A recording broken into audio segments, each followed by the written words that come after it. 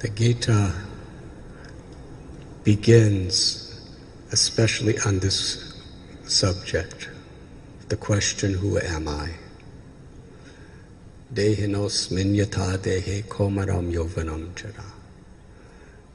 That the conscious force, the living force that is within us, sees through the eyes, hears through the ears, tastes through the tongue, thinks through the brain, loves through the heart. That living force passes through so many transitions.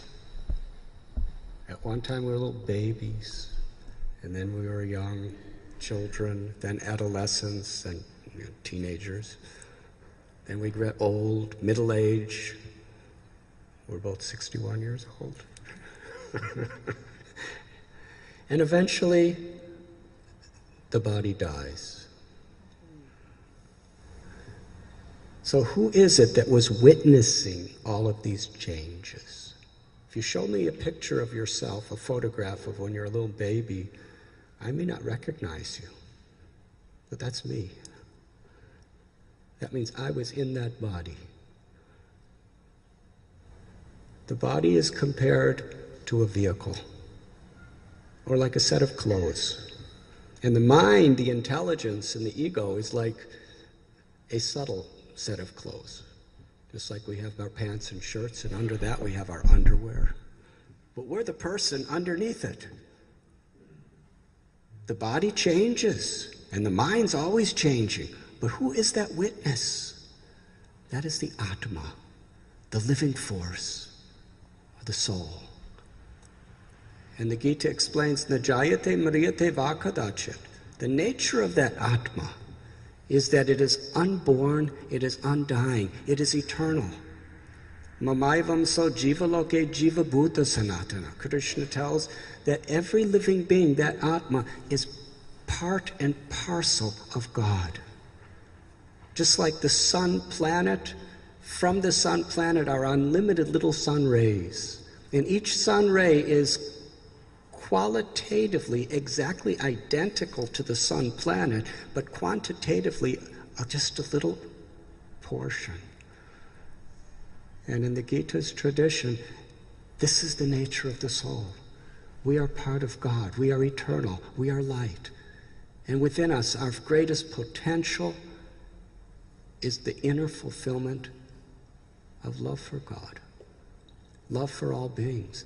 To see that wherever there is life is a sacred part of God. You see, we could change our religion. We could change our nationality.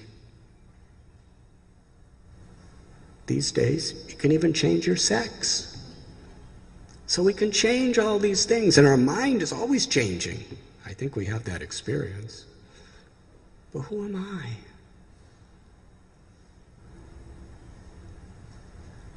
I am that divine spark of God. Lord Chaitanya, he began an incredible exposition of divine teachings to Sanatana Goswami, and begins it with a very simple statement. Jivera Swarupoi Krishnera Nityadas. Our eternal identity, that which is inseparable. Just like the dharma, or the inseparable quality of a chili pepper, is to be hot. The inseparable quality of sugar is to be sweet. The inseparable quality of our true self is to love God, is to be an instrument of compassion in whatever we do. That is our nature. And unfortunately, all of the conflicts in the world are due to this ahankar, this ego of misidentifying who we really are. If I think I'm Hindu, or I'm Jewish, or I'm Christian, or I'm Islamic, then we're divided from so many people. Or I'm American, or I'm German, or I'm Pakistani, or I'm Indian, or I'm Palestinian, or I'm an Israeli, or I'm male or female, young or old. These are all there to be respected. But beyond that, we're all united if we understand the spiritual essence of who I really am. as an eternal, loving servant of the Lord. Beyond birth, beyond death.